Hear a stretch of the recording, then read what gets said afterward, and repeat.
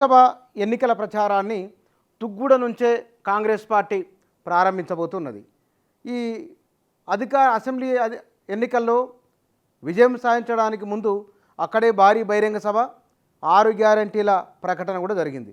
ఇప్పుడు అక్కడి నుంచే లోక్సభ ఎన్నికల ప్రచారం ప్రారంభం. వాస్తవానికి అది అక్కడ మల్లికార్జున ఖర్గే, రాహుల్ గాంధీ జాతీయ మేనిఫెస్టో అక్కడిని విడుదల చేయడం, తెలంగాణలో జరిగిన ఈ 6 గ్యారంటీలలో ఇప్పటికీ ఎన్ని గ్యారంటీలు అమలు చేశారో వాటికి సంబంధించిన వివరాలు అక్కడ చూపించడం అనేది ఈసారి ఎన్నికల్లో చాలా ప్రధానంగా ఉండబోతున్న అంశం. కాంగ్రెస్ పార్టీ తరఫు నుంచి ఈ 100 రోజుల పరిపాలనలో కాంగ్రెస్ ప్రభుత్వము ప్రజలకిచ్చిన హామీలను వేటిని అమలు చేసింది.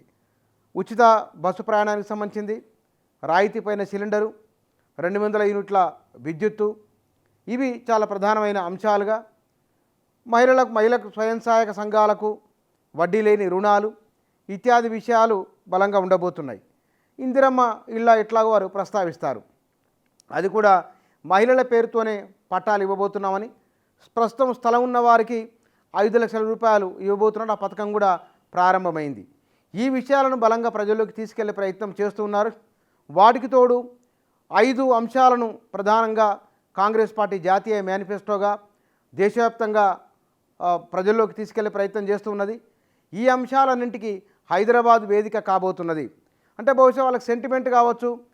కాంగ్రెస్ పార్టీ దక్షిణాదిన తెలంగాణ లాంటి ప్రాంతంలో అధికారంలోకి రావడం వలన ఇక్కడ లోక్సభ స్థానాలు కొన్ని ఎక్కువ గెలుచుకుంటామనే ధీమాతో కూడా ఉన్నారు.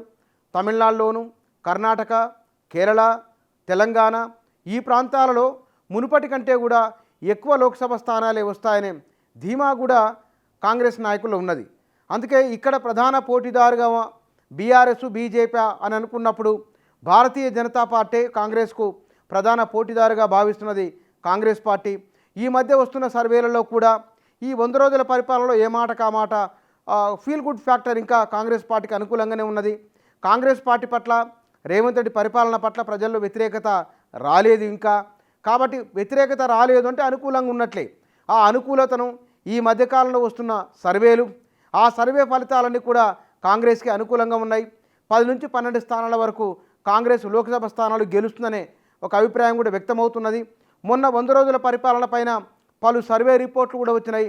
ఆ సర్వే రిపోర్ట్లలో 50% పైబడి రేవంత్ రెడ్డి పరిపాలన బాగుందని, పర్వాలేదని, లేకపోతే కనుక ఏదో చేద్దామనే తాపత్రయం కనబడుతున్నదని, ఈ ప్రజలపై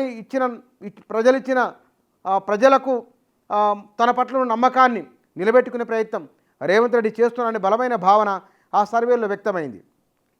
సరే, మిగతా మంత్రివర్గం ఎట్లా ఉన్నది ఇత్యాది విషయాలు పక్కన పెడితే కనుక ఇక్కడ ఈవెంతో మంత్రుల విషయంలో కూడా ప్రజలను కలవడంలోనూ, ప్రజల వినతిపత్రాలు స్వీకరించడంలోనూ వారు గతానికంటే కొంత భిన్నంగానే ఉన్నదని, సచివాలయంలో పొన్నం ప్రభాకరు, పొంగులేటి శ్రీనివాసరెడ్డి, సీతక్క, శ్రీధర్ బాబు, డీకే అరుణ, కొండా సురేఖ ఈ ఛాంబర్లన్నీ కూడా కిటకిటలాడుతూ ఉన్నాయి. సందర్శకులతో వచ్చిన ప్రతి ఒక్కరితో మాట్లాడుతున్నారు.